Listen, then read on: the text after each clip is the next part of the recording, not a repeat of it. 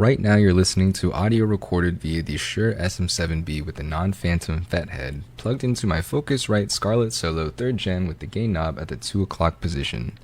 It's been a trooper of an interface for a few years now, but I wanted the ability to have 2 mics, and the opportunity arose to try the Vocaster 2, which has 2 XLR inputs. And now we're on the Vocaster 2, except not exactly. You see, I tried to keep the setup identical, where it was from the SM7B to the FET head, the non-phantom edition, and then into the Vocaster 2. And the FET head requires 48 volt phantom power. The problem is, for whatever reason, when I had the FET head in, I had some kind of interference sound. In fact, let me record it a little bit for you. What you'll notice is that there's this odd background static sound, and I'm not sure if it's the phantom power, if the 48 volts is just adding some unclean element to it. I'm really not sure what it is. All I know is I will not be using a FET head with this. And now we're back on the Vocaster 2 with no preamp and no 48 volt phantom power. No static either. Oop, I had to record this bit post-edit, but I should mention that all these audio clips are normalized to -3 dB, and that while their volume levels were equivalent when I recorded them, their gain levels weren't. All the non-preamp clips are with the gain maxed out on the Vocaster, and the preamp clip is with half gain. I suppose there's only 2 more things worth mentioning here.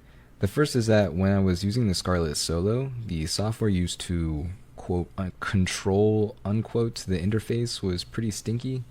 Bad UI, bad UX. It had a phantom power toggle that didn't even persist through PC restarts until a later version, almost a year or more after I purchased it.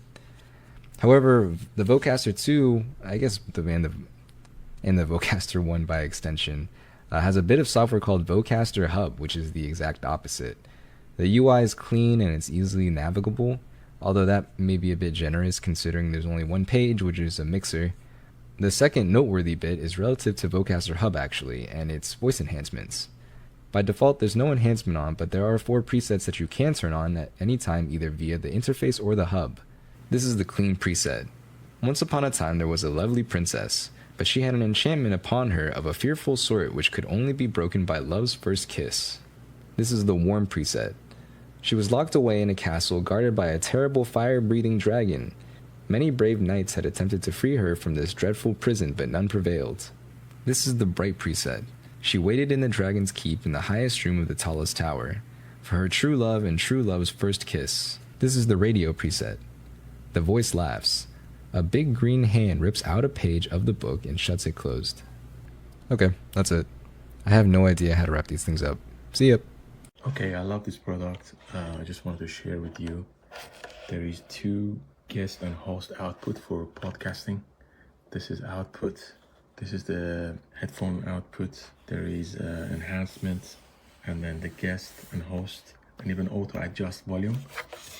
And then the interesting part is this part. You can see there's a power, there's a USB-C to the computer, there's a camera output, lock mechanism, there is a Bluetooth, there is a TSR cable output left and right, XLR cable output, and that's it.